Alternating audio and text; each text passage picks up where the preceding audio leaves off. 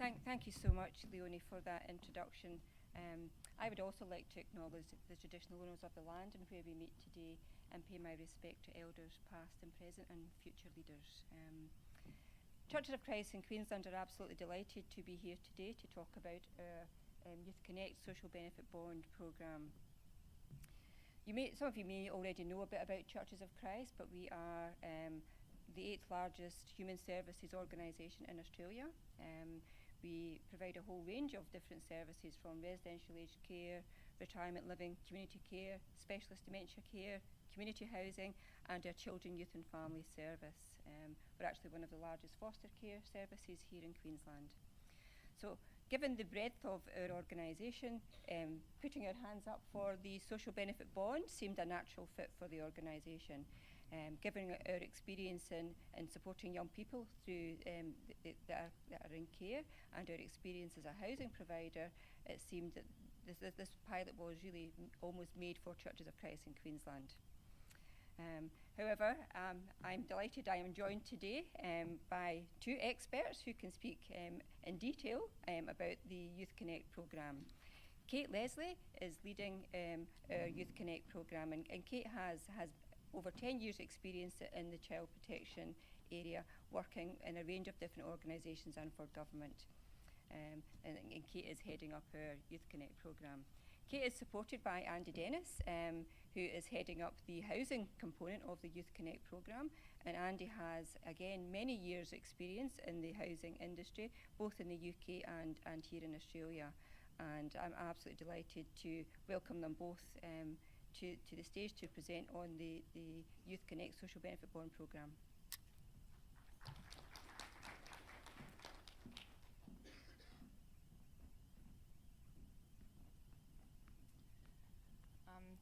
Thank you very much, Francis, and thank you for the opportunity to come and speak about the Youth Connect Social Benefit Bond program today. I'd also like to acknowledge the traditional owners of the land on which we're meeting today and pay my respects to elders past, present and emerging. So as Francis mentioned, my background is in child protection and child and family support. I'm fairly new to the homelessness sector, so I'm very happy to be here with Andy today, who's our housing expert for the Youth Connect team. Just a few stats around why we need a program like Youth Connect. These are some stats around some of the problems facing children and young people who are exiting from the child protection system. So up to 50% of young people exiting from care will be homeless within 5 years of exiting from care. Around 30% will be unemployed. Almost half will be involved in the criminal justice system. Around half will only complete year 10 or below in schooling, and 35% will complete year 12. The stats tell us 22% have low literacy and numeracy, but I actually suspect that number's quite a bit higher. We know people who do have literacy issues hide it quite well. Around half will experience substance misuse or mental health issues. Around 30% will be pregnant or parents at the time of leaving care at 18. And more than half will have their children removed from their care at some point. So it's not fantastic stats that are facing these vulnerable children and young people. And these are some of the stats that we want to be able to change in the Youth Connect program. So our desired outcome for Youth Connect is a long-term resilience to homelessness. So what that looks like and what we feel that looks like is young people who are confident, who are better able to activate internal strengths when they're undergoing difficult times that are just part of being an adult, like a fight with a friend or a relationship breakup. We want them to have personal resources that they can rely on, such as friends or family or professional supports that they can go to. And we want to see young people less affected by negative influences. So these are our key resilience factors, and this is what the factors we believe will build that long-term resilience to homelessness, and these are also some of our outcome measures as part of the social benefit bond. So we want to see young people who are educated, who are employed, who are socially connected, and we want all of this to be underpinned by safe and stable housing. So the Youth Connect program, unlike other programs that are measured on outputs, so how many clients you may have or how many client hours you have, we're actually measured on the outcomes that our clients achieve. So we are measured on if our clients are educated, if they're housed, if they're employed, and if they're socially connected.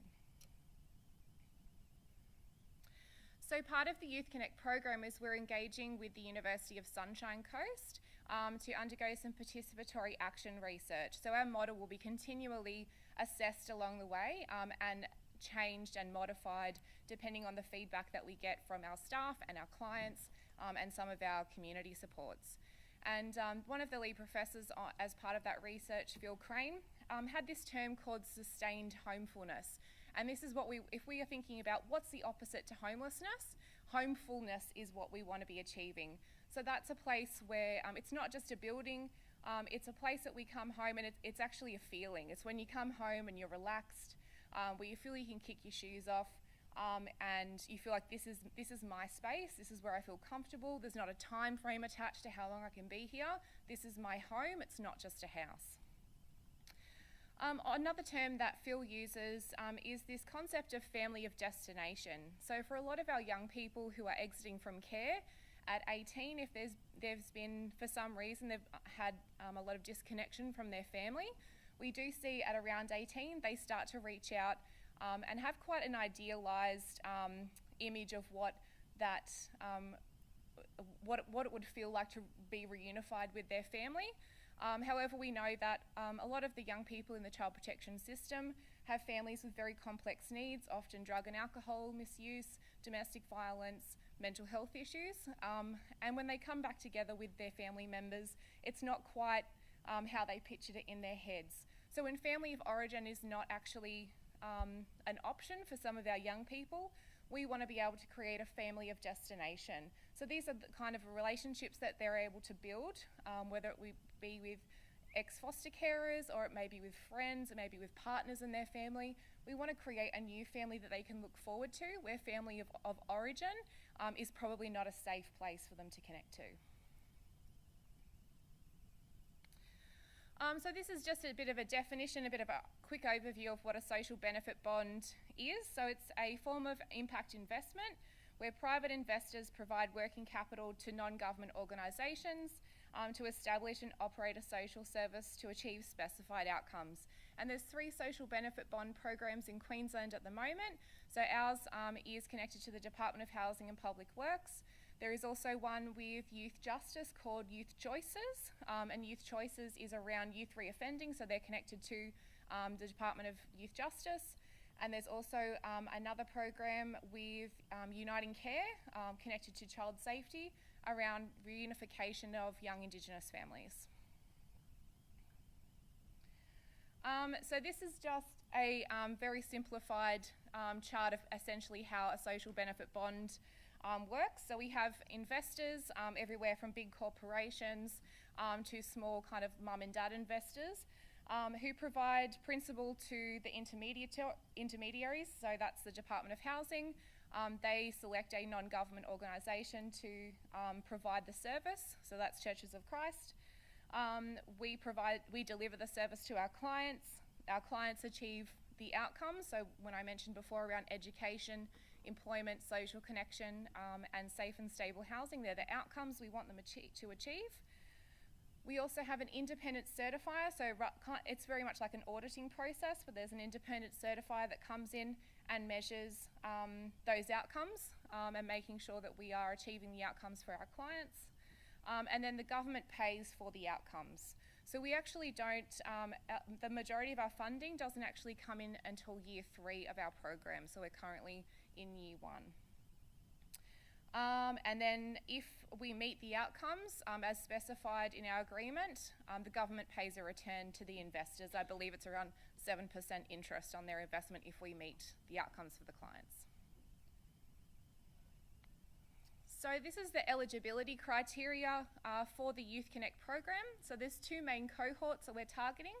The first one being 15 to 18-year-olds, those ages are inclusive, who are exiting or have exited from the child protection system and have had 4 or more placements throughout the time that they've been in care, which is most young people who've been in the child protection system. So the second group, so this is the group that most specialist housing and homelessness services would be referring from. So young people who are exiting or have exited from youth justice custody, so that means they've been in the watch house or they've been in detention for a period of time, or they're exiting from adult corrections, or they are connected to a housing, a specialist housing service or housing service centre, are aged 15 to 25, and again those ages are inclusive, and have had one or more substantiated contacts with the child protection system. So that means that child safety's gone out, they have conducted an investigation, and they have deemed that investigation to be substantiated. So for some of our young people in that second group, they may not actually know if that's happened or not, because they may have been a baby at the time that that happened. And so all of our referrals are funneled through government so that they can check that eligibility criteria. So we will be taking 300 young people across the lifespan of the social benefit bond. So the social benefit bond will run for 7 years. Our intake will be for the first 4 because we case manage for 3 years. So at the year 4 intake, we'll be case managing those young people up until year 7. So the eligibility criteria and referrers come through government mainly. Government referrals are prioritised, as well as referrals from specialist housing and homelessness services. So most of our referrals will come from child safety, youth justice, Department of Housing or homelessness services. There's no wait list, so essentially at each quarter there is a limited number of referrals that the government identifies, and when we reach that amount of referrals, then the Department of Housing closes off the referrals. All referrals essentially managed through the Department of Housing, so once they come through to the Youth Connect team, they're allocated to our team, so we don't actually manage the referrals. That's in the hands of the Department of Housing. And each government department, so Housing, Youth Justice and Child Safety, each have an agency representative that centrally manage the government referrals. So we have 3 catchment areas, and these areas were identified by Treasury as being the areas that they wanted targeted for this service. So we have quite large catchment areas as well. So the Logan catchment basically goes from south of the Brisbane River right down to the New South Wales border, and the intake for that region will be 145 clients. Our Ipswich region extends out to Toowoomba, and there will be 105 clients taken across the life of the program. And then our Townsville catchment includes Ingham, Charters Towers and Ayr, so quite a large area again, and there'll be 50 clients taken in that catchment area also. So as I mentioned before, all referrals are managed by the Department of Housing, and government and specialist housing referrals are prioritised. Referring services, so our referral form, which is quite a delight to a lot of services, our referral form is extremely short. It is only 2 pages, and half of one of those pages is about client consent. We're not interested in creating more paperwork for people, so we expect at the time of referral for there to be a warm handover from the referring service so that we can get to know that young person. And the referrals are sent through in a staggered manner because our outcomes trigger payment. We need to be able to estimate when those outcomes will be able to be achieved for the purposes of payment for the program. So our program design, so we use a framework called the Sanctuary Model. So the Sanctuary Model is a trauma-informed framework, and children, youth and families in Churches of Christ have been using that framework since 2009. We also have a comprehensive case management framework. We use a strengths and needs assessment tool called Outcome Star, which some services may be using. We use the Young Person Star to assess different areas of need for our young people. And as I mentioned previously, the support is for up to 3 years. So we kind of work on around a minimum of 18 months to 2 years with young people, but up to 3 years. So our program is built into 4 different stages. The first stage is all about engagement and addressing the most immediate needs of the young person. So we don't jump in and after meeting someone for a week create some case plans for them. We actually, for up to 6 months, will work to build rapport with that young person. A lot of our young people are coming through in a point of crisis, so obviously if they are homeless at the time of referral, then during that time we would also be working with them to identify housing solutions. Our build stage is the main part of our case management phase, and practice is, we kind of imagine this program to be a bit like when you see your average young person who's been living at home with mum and dad, and they go out on their own for the first time. Maybe they try out share housing, and then within 3 months they're broke and they're living on 2-minute noodles, and they need to come back home to mum and dad because it's all kind of fallen apart, and then they go out again, they give it another go. And that's how we kind of see stage 2 and 3 of our program. It's going out, giving it a go, and if it all blows up and it doesn't work, we've got 3 years of case management, so we can reassess and we can try again. Because it's about building that long-term resilience and creating long-term solutions. And then the demonstrate phase is really about where a lot of our measurement is, so our case management reduces quite a lot, and we start to look at the outcome measures. So I'm just going to hand it over to Andy to have a chat about the housing solutions. I'm going to rush through it quickly because he's got his bell there, and I thought I was going to be the first victim of that. I'm glad that was for Kate. Okay, so this is the outcome measurements. And I'm not going to blind you with figures here. Just remember the program. The program design is that by creating housing stability and employment with education, personal development, we are creating resilience. That's the key word, and it's that very resilience that we will be measured by. So basically, on that basis, with the inclusion of housing plus employment stability, I should be looking down here really, shouldn't I? Turn him around. Means that we will assess the first cohort of 60 young people in the second quarter of 2021, verified, as Kate said, by an independent certifier, and so on annually then, until at 6.5 years after commencement, the final 50 will have been assessed. That all sums up to a payment, a dividend, or a performance coupon, which are levelled out over the period of the time, so that the investors get the cumulative benefit of those results. If you've got any questions on that, Kate will answer those. Okay, next slide is very much about, again, just covering what Kate has said, and I'm going to go very quickly in here. This is about thinking outside the box in terms of the housing solutions, and we have thought about that, and we've established partnerships with other providers such as Lady Musgrave Trust, and their portfolio of properties is available to assist young women within Youth Connect, some of whom will also be single mums. And we've also been speaking to investors who wish to see a social outcome from their properties. This is a slide very close to my heart. Some of you may have heard me talk about the spin model, and this is a hybrid of that to work with a head leasing arrangement. The first column there depicts a young person on youth allowance renting privately a 1-bed property, if they could find one, at a weekly rent of $240. If we take out the CRA component, the base rate is equivalent to 78% of their income. And you can see that there's very little disposable cash left. The second column is our same young person who has obtained a 1-bed public housing unit, and they pay 25% of assessable income. On the face of it, the best option. But then I'm preaching to the converted in terms of the fact that's not a great model. It doesn't provide them with a rental history further down the line, and they often find themselves in a position of social isolation.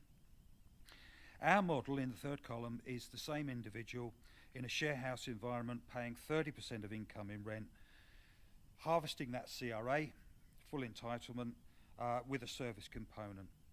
High expenses such as electricity and internet access are taken care of, so the disposable income is theirs to keep. Not only do they then have an incentive to gain employment and improve their circumstances because their rent won't increase, we also know they will flourish in that share arrangement with like-minded people. And in some cases we've actually experienced where they've created a relationship where they've gone on to rent in the private market, which is fantastic. who knows, maybe even home ownership down the line. Scott, am I on time? I've got 2 or 3 minutes. Well, we will just quickly have a look at, and we'll read from this. Frequently asked questions: how soon can clients move in? Well, it's not a crisis accommodation program. We go through that assessment process. When the caseworkers are ready to recommend them or refer them for housing, then I become involved and we look at what's appropriate. Can clients be asked to leave Youth Connect housing? Well, it's all run under the Residential Tenancies Act. They have to learn the requirements of maintaining a tenancy, and there could be circumstances where they are asked to leave. However, with the support that's provided and with the proactive housing management wrapped around that, highly unlikely, and they certainly wouldn't exit to homelessness. Is Youth Connect housing furnished? Yes, sometimes not. We're going to be very, very nimble and agile in terms of arranging for furniture for people that require it, or furnishing properties in some instances. And indeed, with our relationship with the Lady Musgrave Trust, we have got already some furnished properties which are very, very useful for the circumstances that people find themselves in. Okay, Kate, I'm done. Did you just want to finish off, and we'll take any questions? So we're a mobile service, so we do have some office locations across Kenmore, Springwood, Bundamba and Townsville. For clients who are exiting from a service, because we require that warm handover around 3 to 6 months prior to exiting from child safety or from another service, would be an ideal time to send referrals through. And our young people are expected to engage in earning, learning, or what we call personal development during the program also. So